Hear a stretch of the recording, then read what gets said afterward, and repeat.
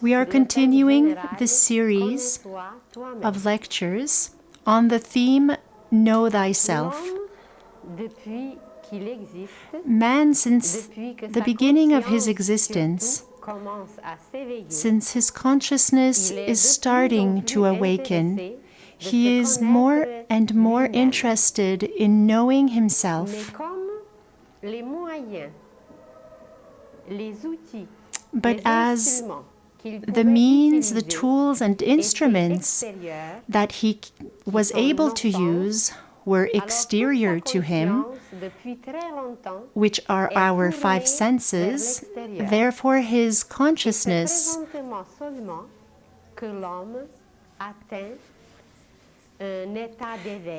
and so it is presently only that man is reaching a state of maturity and awakeness where he is ready to make researches as well as exteriorly as inwardly.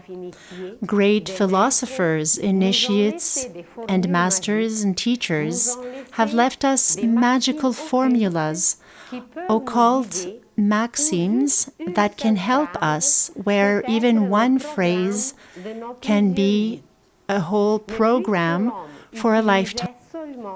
But since man only used these exterior instruments, his five senses, therefore he didn't even suspect how many riches were hidden inside of him, what beauty was placed inside of himself.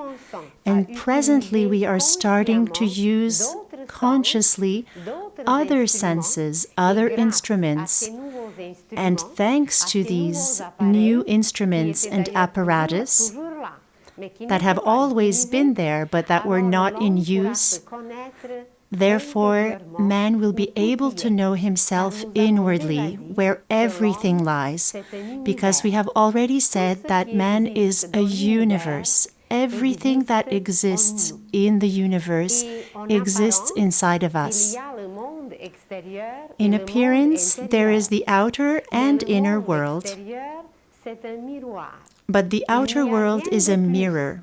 There is nothing more outwardly, because this outer world reflects our inner world, and everything is found inside.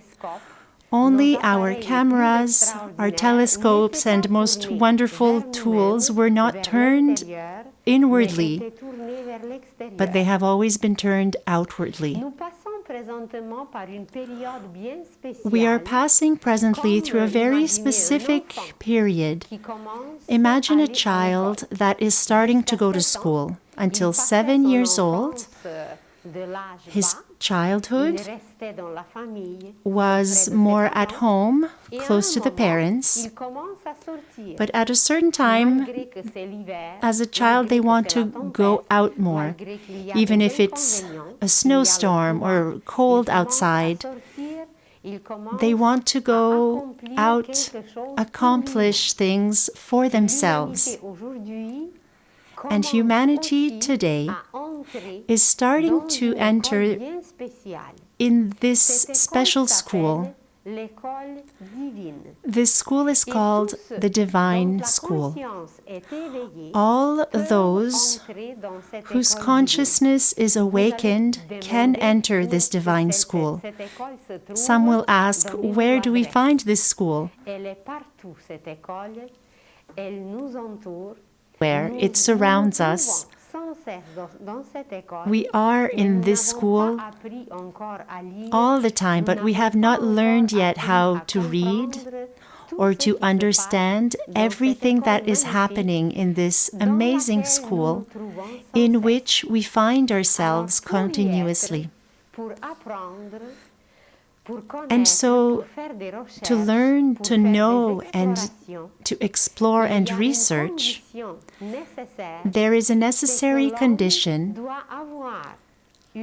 It is that the human being must have an awakened consciousness. First of all, what is consciousness? The word itself, consciousness, is composed of two parts. It is very easy to understand. There is the prefix con in Latin, but it is even more ancient than Latin. Con or com is the prefix that means with. And the second part is science. In French, we say conscience, conscious. Qui nous explique le sens du mot et ce préfixe qui veut dire avec. Alors la conscience, and therefore, consciousness, it is everything that goes with science. But this science is not outward, it is inner. Of course, there is the outer science that is known by scientifics, by education, but there also exists another science, which is the inner science. And this inner science is called consciousness, conscienceness. The more we are awakened, the more we are able to accomplish certain things, certain actions, the more we become conscious. Another word in the same realm is knowledge. It is everything that goes with birth. In French, we say connaissance. With, con, naissance means birth. This birth is everything that grows from the moment of birth, that grows with a new birth, a new consciousness. Therefore, knowledge is an inner science that we are accumulated and that we continue to acquire through every gesture, through all the elements through which we pass during a day, through all our behaviors as well. So all these actions that accumulate form an experience and form a science. For centuries and thousands of years, humans accumulated knowledge, but they were not necessarily aware of what was happening and accumulating inside of them. We will soon discover, and outer science will also discover, apparatuses that we have inside as human beings, in our inner organs, our energy currents. To become aware of something means we become conscious of something. Imagine that in the house we have children, and in this same house you have the most precise and amazing apparatus and machines. You have computers, microscopes, and other things. But a child is not conscious of the value and what these apparatus can do and what they represent. And so human beings are a little bit like these children, because only in our inner body it is like a house or a building with installations. And we have been told, and it is written, "Do you not know that you are a temple of God?" And so if we are a temple, there are incredible installations inside. And mostly, as in ancient temples, what we are discovering is just amazing. And so because we are not aware of how this temple and building functions yet, we are not conscious, and so we can't use these apparatus that are inside. But humanity is going through changes and is going through the end of many eras, in the same way that there is the end of a school year.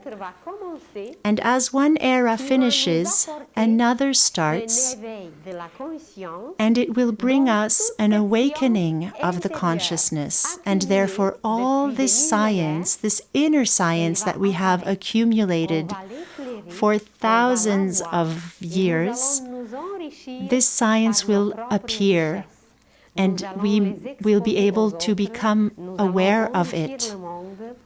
We will be able to share and enter something completely different that we have never known up to now.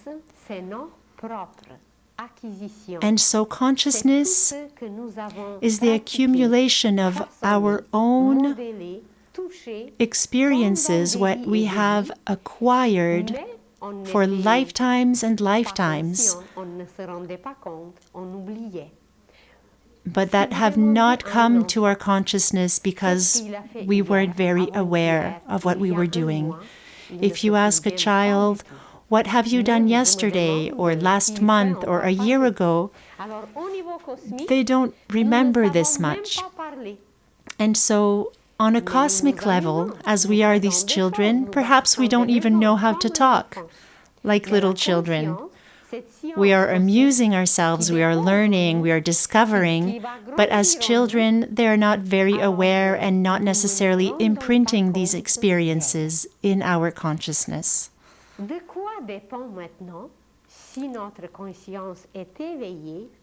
And so, what does our consciousness depend on, whether we are aware or not? It depends on the quantity and the quality of our acquisitions.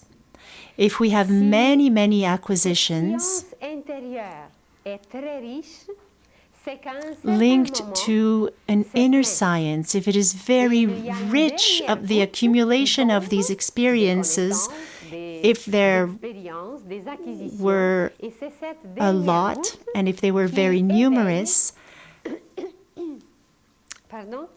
in that case, the accumulation all of a sudden will awaken something and will come up to our consciousness. And so we become aware of this. But there are many, many degrees, and presently we are changing degrees. And thanks to these changes, we will become aware of everything that we possess, everything that we have accumulated, and mostly everything that we are able to do.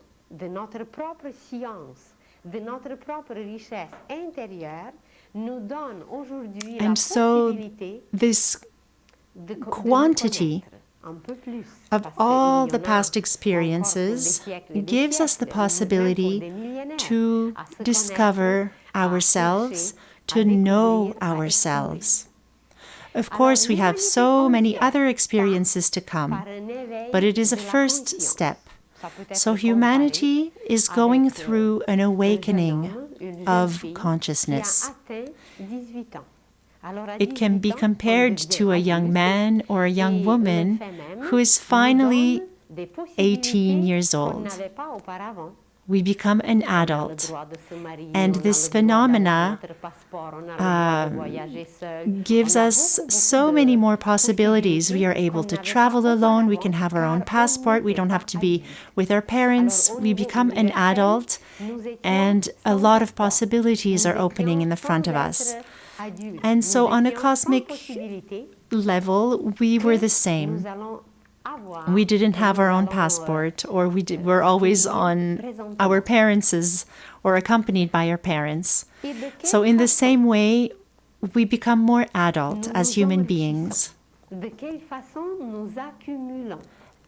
And so in which way do we become richer? And in which way do we accumulate these riches that form this knowledge of our inner self? Everything that a human being lives and passes through, everything is recorded inside of him and her. This inner science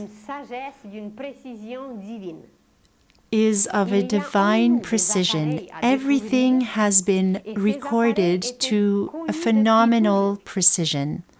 We have had these apparatus forever, and even if we didn't know that they were present and there, it has still recorded everything. Today, if we read in the Holy Scriptures, which hold a whole science, Jesus said, if you want to pray sincerely, if you want to speak to God, enter in your secret room and pray. This phrase can be understood in a literary way, that Jesus suggested that we should go somewhere in a little room, in our little living room, to speak to God. But I wonder if in ancient Palestine they had many rooms. But maybe he spoke about something that is symbolic in images. And initiates know this secret room that is inside of us. This secret room is found in the left ventricle of our heart. And this secret room is very small. It has the size of one atom.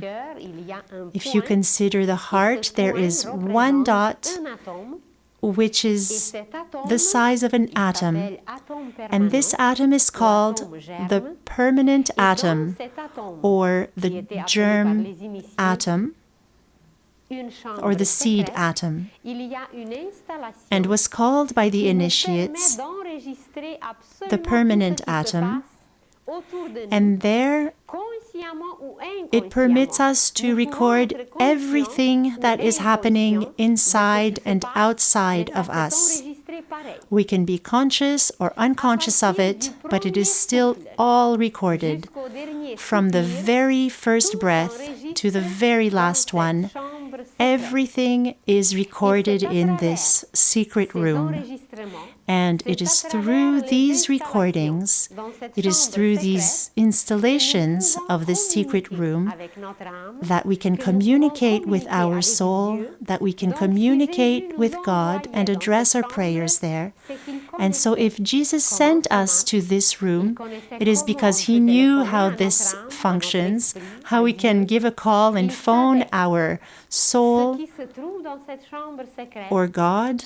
He knew what we could find there in this secret room. And we will speak again of this room. And it is not only during our lifetime that this room is important, but even after, when we go to other places, all these recordings that were taken have an amazing importance. So, therefore, for our consciousness to one day awaken, to be able to be conscious of everything that surrounds us, of the whole universe, it is this work that happens in our secret room. All these recordings and experiences, this is what matters for this coming of consciousness that we are going through. A long time ago, there lived a king, and as he was aging, he didn't want to leave these truths everywhere or anywhere for people to trample on. So he wanted to really put it in a precious place and hide it so that no one would find this truth. And so he went to ask wise men for a suggestion of where he should hide this truth. And so they all started meditating and looking for where they should hide this. And so the eldest says, give me an hour of reflection. And so he meditates and thinks. After a moment, he says, I think it would be very good if we hid truth in the center of the earth. And although human beings may dig, they won't find it easily. But the youngest wise man said, I'm not sure this is a good place because humans will dig until they find it. But give me some moments and I will also reflect on this. And so the second meditated, reflected profoundly. And after he said, well, I think that we should hide it in the depths of the ocean. But the third wise man said, oh, I'm not sure because humans will also find ways to go to the depths of the ocean. But give me a bit of time, I will also reflect. And finally, he says, I think the best place would be the human heart. Man will go everywhere and dig and go high in space, but they will never go and think to look in their own heart. And so when they presented this solution to this king, he was delighted and so decided to hide this truth in the human heart. And this is where it is since that time, and this is where the permanent atom, where we are accumulating all our truths until we become conscious of the only truth, the one and only, which is divine.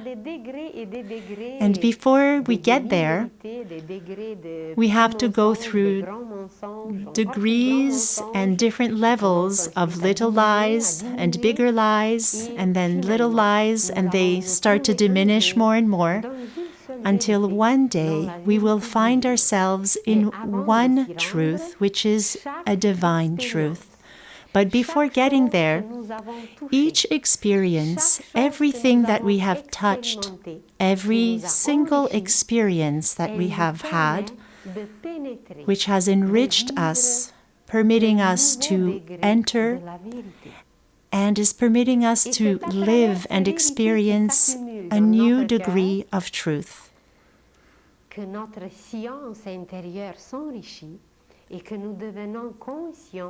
And so, with all these new degrees of truth, this is how we become more and more conscious of the universe, of the one who has created the universe, the one who is the author of everything that surrounds us. So imagine someone who has accumulated many truths and knowledges, that has learned and applied mostly this knowledge. Someone who possesses this inner wealth. Thanks to this wealth, as soon as this person will find themselves in the front of a new fact, in the front of a new experience,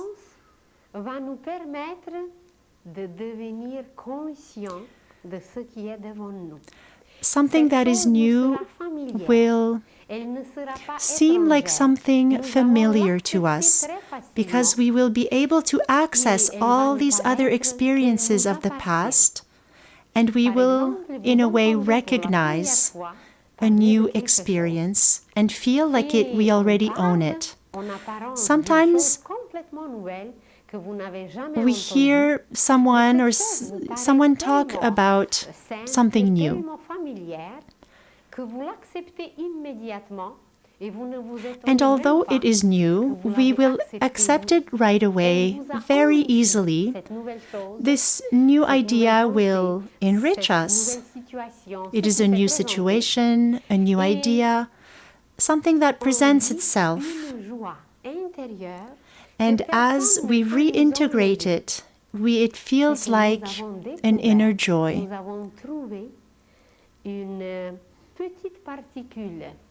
It is as though we have found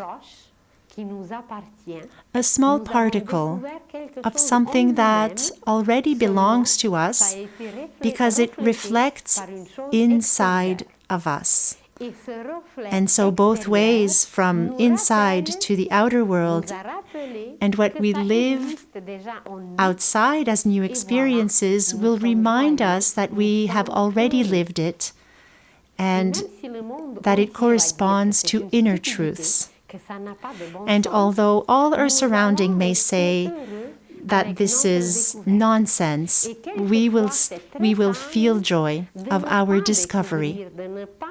Sometimes it is even wise to not necessarily share with all our surrounding what we have discovered inwardly, this small truth that is there, because when we uncover it right away, sometimes people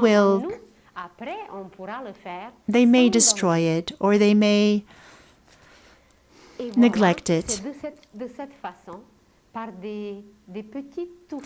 And so it is in this way,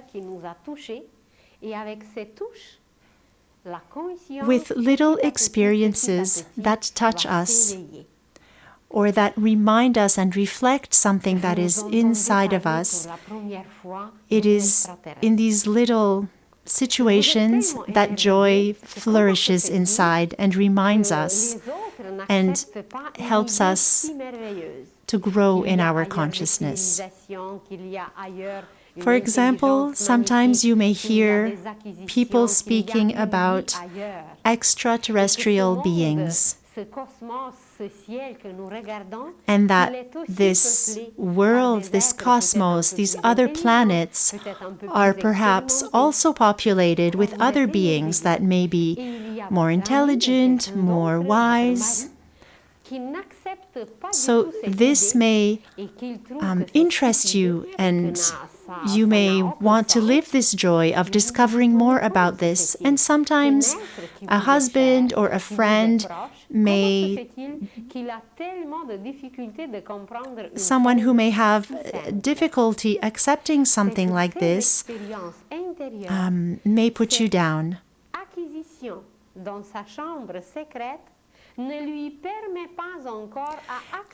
But this means that perhaps for this friend or relationship that is not accepting your new discovery, perhaps for this person they have not the accumulated past experiences which permits him or her to live this same joy and this same interest for new subjects or new areas of life or extraterrestrial beings, for example. So they don't have the same baggage that can permit both of you to rejoice on these same subjects. Nous parlerons plus tard même de deux façons par lesquelles la conscience s'éveille. We will speak soon of two different ways through which consciousness is awakened. Ou par la joie ou par la souffrance. So just as a preview, we can say that consciousness awakens either through joy or either through suffering. And so, of course, it would be beautiful if it was only through joyful experiences and recognition, but sometimes it is only through suffering that consciousness is awakened rapidly. When we have this degree of suffering, when we have hardship, then consciousness bursts and awakens itself. But it is like if someone was drowning, so we move in every direction to try to find how to swim. So the consciousness is the same when we go through suffering and deep hardships. But when we practice and want to be more aware and make efforts to awaken our consciousness, when we are aware that it is this accumulation of past experiences, we can go further and add these degrees on our path so as to develop our consciousness through joyful experiences.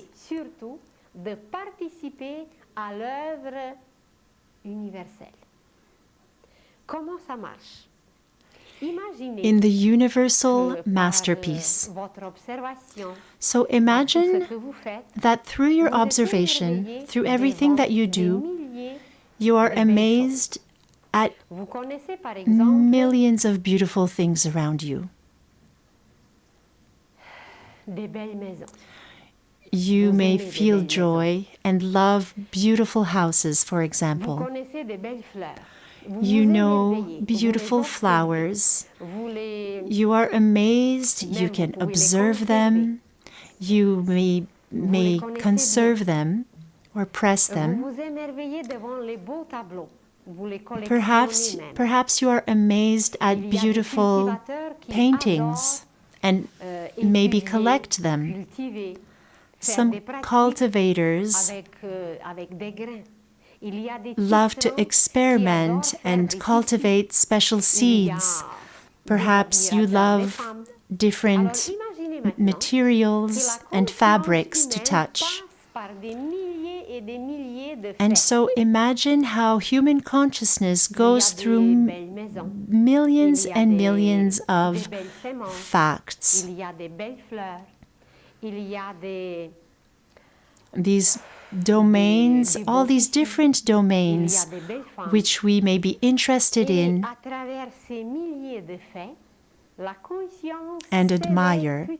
And so through these millions of images and things that go through our mind and heart, everything is recorded. And through these millions of different things that we love and are interested by, we awaken inside of us, and we have installed a consciousness that is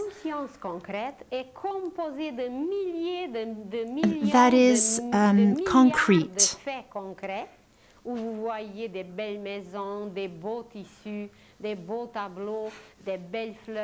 So this reality is composed of all these beautiful things that we see and that we love, and this can be composed of all these things to infinity.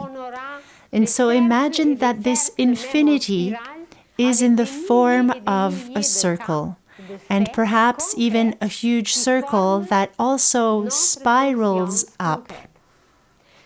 And this is our sort of a down-to-earth consciousness. But our consciousness is not limited to this earthly, factual consciousness. So if someone says beauty,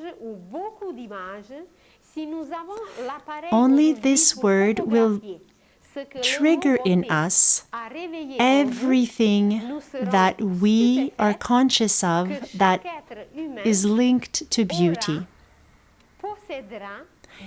And each human being has different images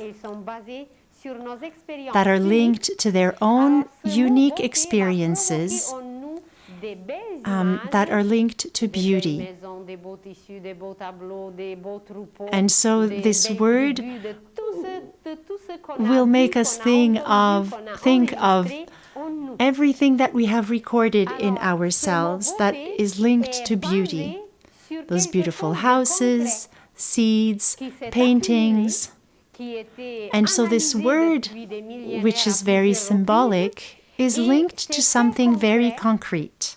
Se sont confondus, se sont fusionnés, unis en un seul mot, And so qui est présentement all beauté. these different experiences that are very concrete are all linked and Conscience, un degré mixed nouveau in to the experience of qui est beauty. la conscience abstraite.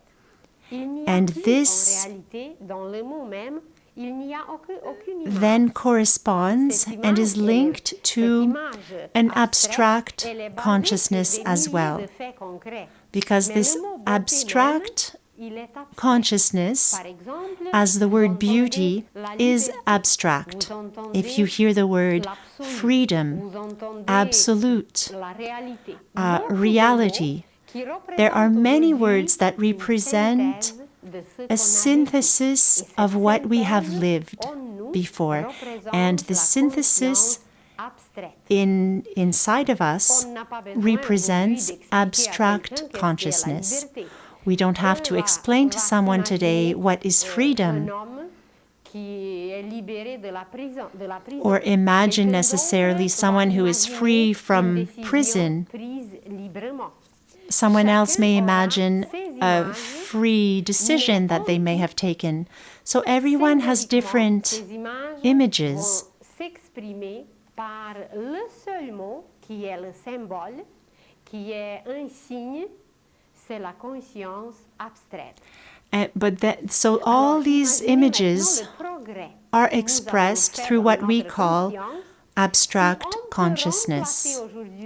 Des millions et des milliards de cas, d'images concrètes, que nous pouvons les remplacer par un seul mot. And so, qui n'a même pas d'image. if we imagine how wonderful it is when we think about the fact that abstract words such as beauty, absolute, or freedom, when we all have numerous experiences which feed these abstract thoughts and words, where probably all humanity can relate to one word because we all have millions and millions of experiences that feed these abstract words that are beauty and freedom. And so we have so many other experiences in common where our language and our consciousness can work together. Imagine when we speak about joy or prayer. And so when we say house, for many people, a house is very concrete. We know what a house is, but it is at the same time very abstract because everything that is lived in a house is unique to every person. And so this abstract level of consciousness is not whole as an image of consciousness yet. And so I would be interested in knowing who says that this abstract word of beauty, let us say, it evokes a concrete image of a flower, let's say, when we say beautiful. But who says that this flower is beautiful? For a beautiful house, there's a beautiful design, and the architect makes a beautiful drawing, a beautiful fabric, a beautiful painting, a beautiful seed, which is healthy, will probably produce beautiful flowers. And what will make a beautiful woman? That we can discuss further, but I would say it is a beautiful soul. A beautiful soul will make and produce and inspire a beautiful woman. And so we can continue to go towards the root of what makes things how they are. So this root or seed of beauty, imagine an architect that holds inside his mind a beautiful drawing of a house.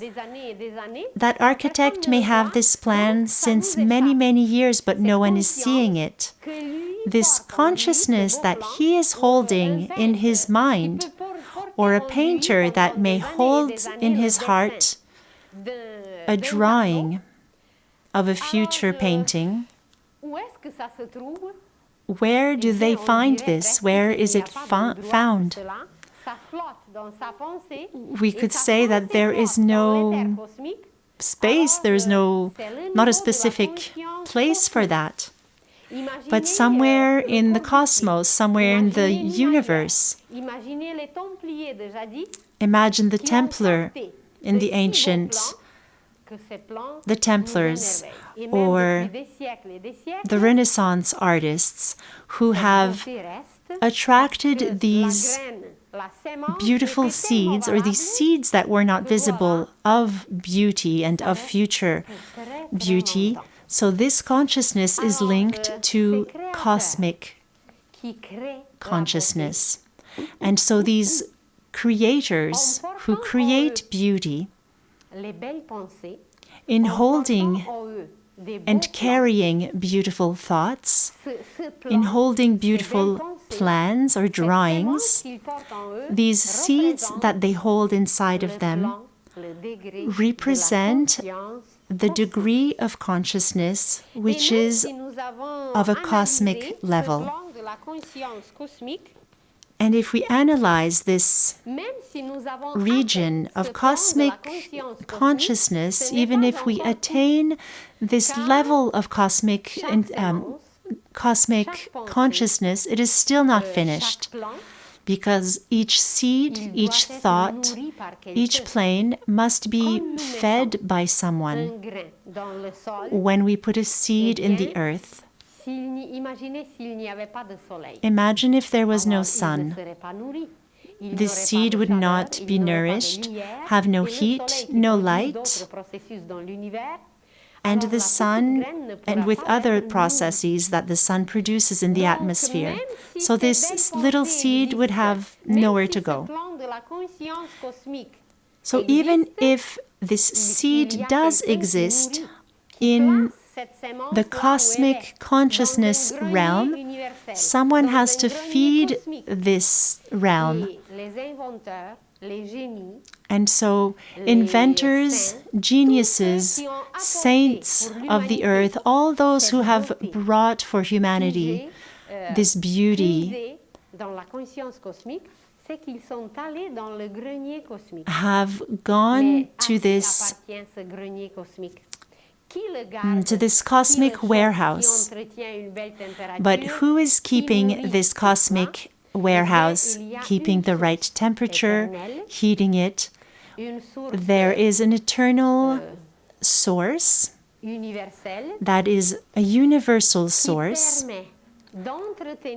that permits the maintenance,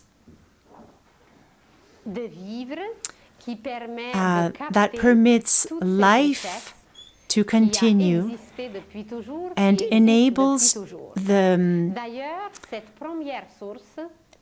us to keep this wealth as a primary source that nourishes everything. And it is called in many traditions the primary source.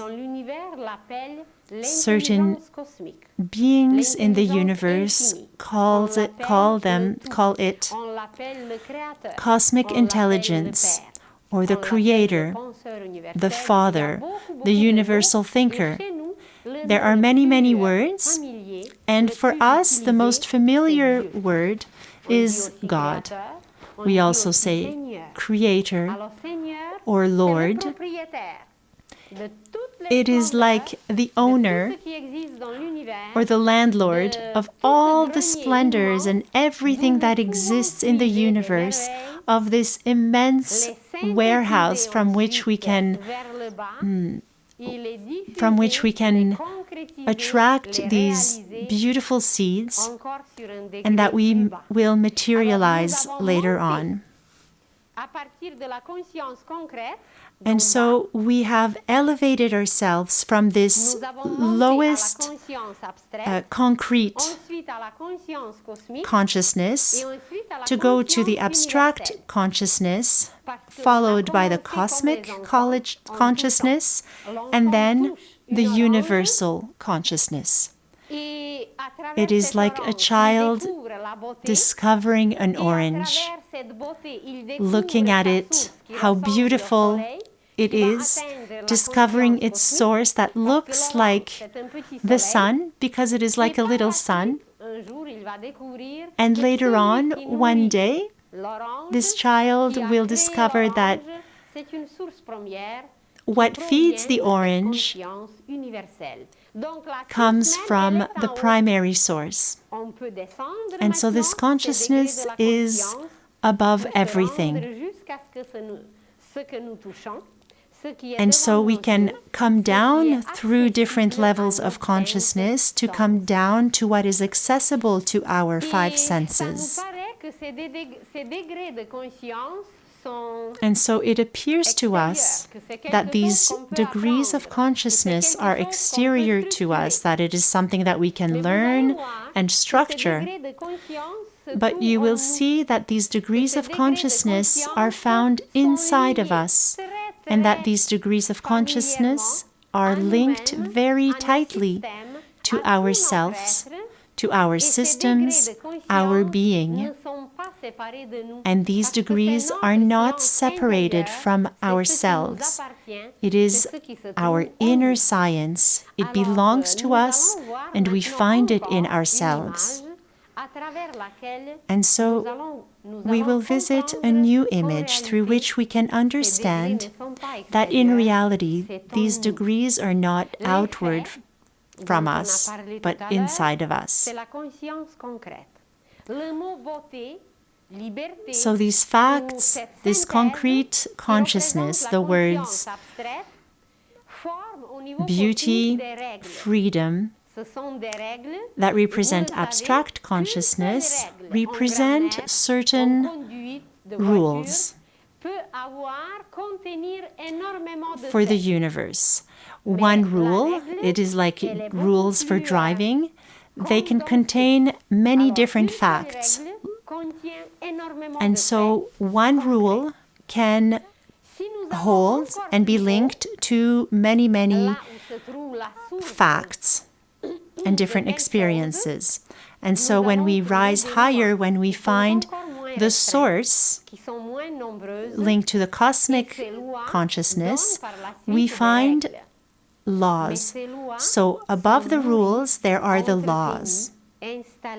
And these laws are nourished and installed and held by a higher consciousness, by principles. And so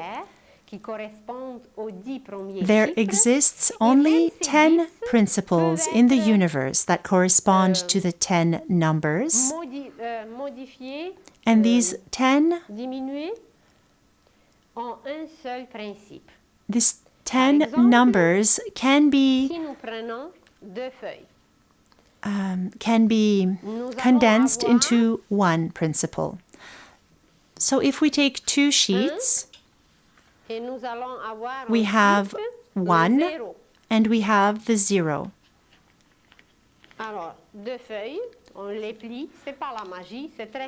So this is not magic, it is very simple. So I present to you 1. This is 1.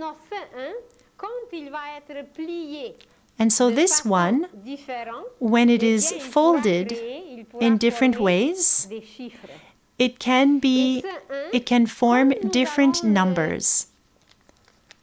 Plier complètement, le rouler si on veut. So we can fold it completely, even roll it, and it will form the 0. So Hindus call 1 the manifested God. And they call 0, which is also 1, but that is closed. It is God non-manifested, which is like an egg. And so one day we will speak about the Holy Trinity. It is what is found in the egg. There is the yellow, the white, and the shell. The one is the 0 is God non-manifested, but when it is manifested, we have 1.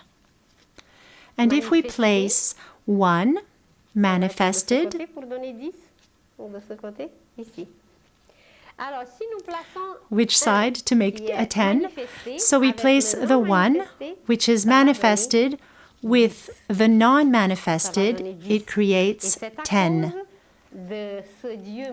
And it is because of this manifestation and non-manifestation that we have 10 principles. And they are always united, and they all complete in one and only. As this 1, when we fold it in different ways, it is 1 or 10, which is always 1, which is connected or not, manifested or not. And so this principle is very simple. It is called 1, the whole, the source. It is this principle that reigns and manipulates everything in the universe and creates everything. It is the principle of creation. Degrees of consciousness correspond for astrologers to the 4 elements. You will see that the degree which is the most concrete is earth. The facts represent earth, beauty and rules. The degree of abstract consciousness is water. Laws is linked to air, cosmic consciousness, and the universal consciousness is fire. And so these 4 degrees and 4 elements, we find them in ourselves under a different form. The bone system is the earth in us, facts on which we can count on.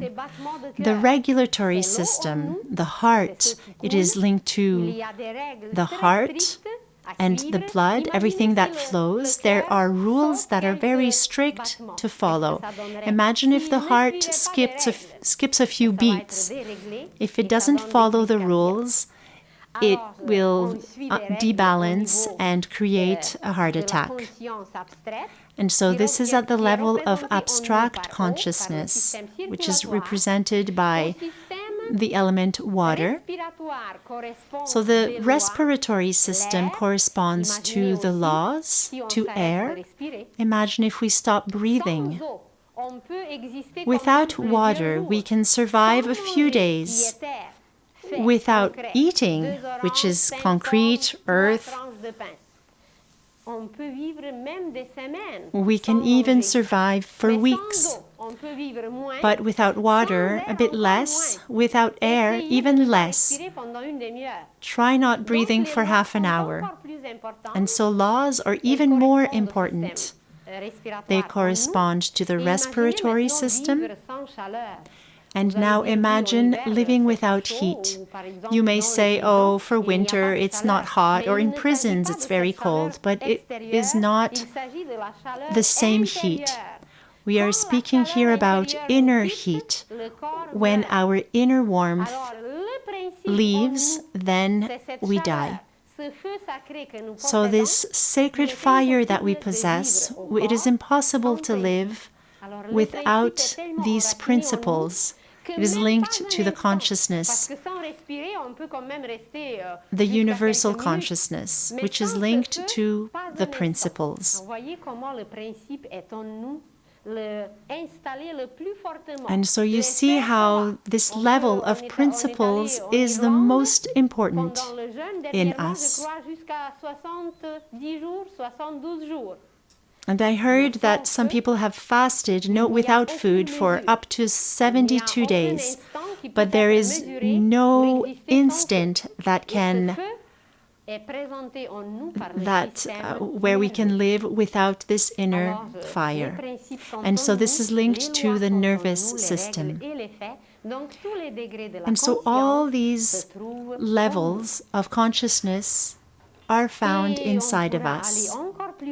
And so we could go even further with these degrees of consciousness, because there exists inside of us an individual consciousness where we want to gather everything for ourselves. Then we have a collective consciousness where we can also think of our neighbors or of bus drivers when they are not working. So it's everything that surrounds us. It is linked to more of an abstract consciousness. And this collective consciousness is surpassed by fraternal consciousness that Jesus preached.